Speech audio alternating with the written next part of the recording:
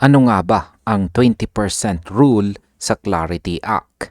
Sa mundo ng crypto, marami pong batas ang ginagawa. Pero kakaiba po ang impact ng Digital Asset Market Clarity Act of 2025.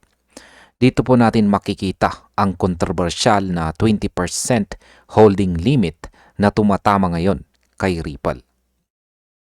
Ayon po sa batas, hindi po pwedeng mag-control ang isang entity ng higit sa 20% ng total supply kung gusto po ng blockchain na maklasify bilang mature at saka sakop ng CFTC. Para itong maturity test na naglalayong alisin ang sobrang power sa isang grupo. Pero ang problema, hawak po ni Ripple ang 34.4 billion XRP. Halos 34.4% ng supply. Kaya hindi po sila pasado sa rule kung sakaling ipatupad ito. Kaya yan po ang siyang ating pag-uusapan sa video na ito. Ngayon, bakit nga ba malaking problema ito para kay Ripple? Ayon po kay Mac Attack, yan, malaki ang dilemma ng Ripple dahil hindi po biro ang volume na kailangan nilang bawasan. Kung kailangan po nilang bumaba mula 34.4% papuntang 20%, ibig sabihin kailangan nilang alisin ng higit 14 billion XRP sa kanilang holdings. Ito po ang tanong ngayon. Paano po nila tatanggalin ang 14 billion na XRP nang hindi po nagkakaroon ng market chaos or kaguluhan sa market? Ang XRP community ay hati. May naniniwalang ibebenta ito sa mga institutions at may mga naniniwalang maaaring may hidden arrangements na hindi pa nilalabas.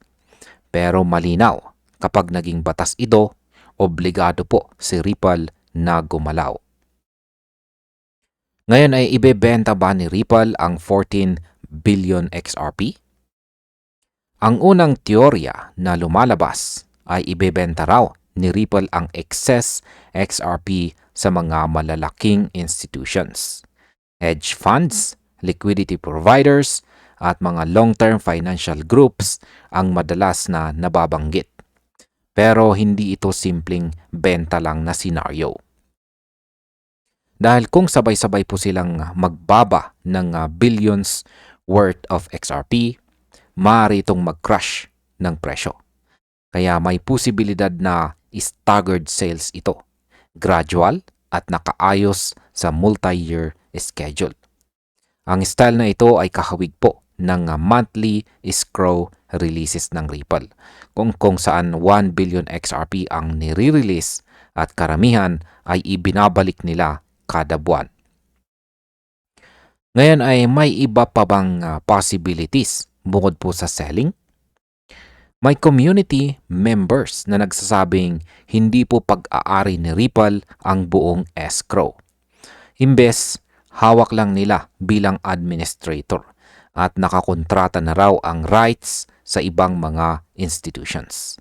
Ito ang theory na pinatutuhanan ng sagot ni Ginong David Schwartz noong October 2025, kung saan ay sinabi niyang posibleng ang may escrow rights na hawak ng external entities. Kapag totoo ito, ibig sabihin pwedeng bumaba ang official Ripple ownership kahit hindi po nila ibinabagsak ang supply sa market.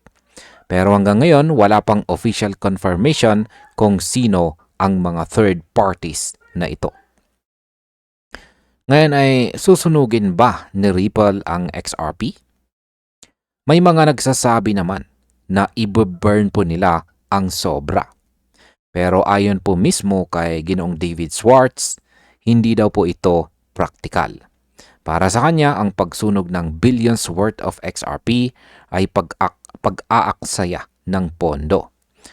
Kung hindi po benta, maaari raw itong i-allocate sa mga institutions, treasury structures, at mga bagong governance entities. May theory na rin na posibleng i-restructure ang buong escrow program. Itigil ang monthly release system at ilipat ang control sa independent organization.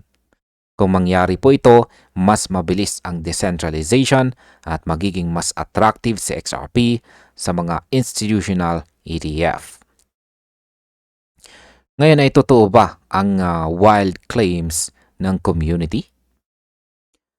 Dito po nagiging crazy ang mga theories. May nagsasabing ang mahigit 1,700 NDA contracts mula 2017 ay para sa governments, IMF at saka international bodies.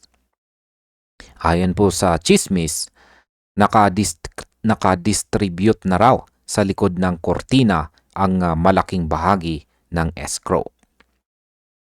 Meron ding nagsasabing gagamitin ng global finance si XRP bilang digital SDRs o baka raw ilipat pa ang holdings sa US government sa ilalim po ng bagong administrasyon. Extreme claims po ito pero nagpapakita ng lawak ng speculation habang hinihintay ng market ang official announcement ng Ripple. Ano naman po ang sabi ni na Brad Kimes at saka Egrag Crypto? Ayon po kay Brad Kimes, possible raw na may option contracts na matagal nang nakalinya tulad po ng nangyari dati kina R3 at saka Greg Kidd. Ibig sabihin naka-assign na ng paunti-unti ang parts ng escrow. Si Egrag Crypto naman siya ay tinuro po niya ang Evernorth na isang bagong XRP treasury company na back ng Ripple. Para kay Egrag, baka dito ililipat ang bahagi ng mga holdings para unti-unting bumaba ang Ripple's direct control. Pero malinaw sa kanilang dalawa, speculation lamang po ang lahat at walang makakapagsabi hanggang maglabas si Ripple ng kanyang official roadmap. At bilang panghuli ay ano naman po ang aking masasabi tungkol dito. Ayan, kapag pumasa po ang Clarity Act, obligado si Ripple na maging mas transparent tungkol sa kanilang escrow strategy.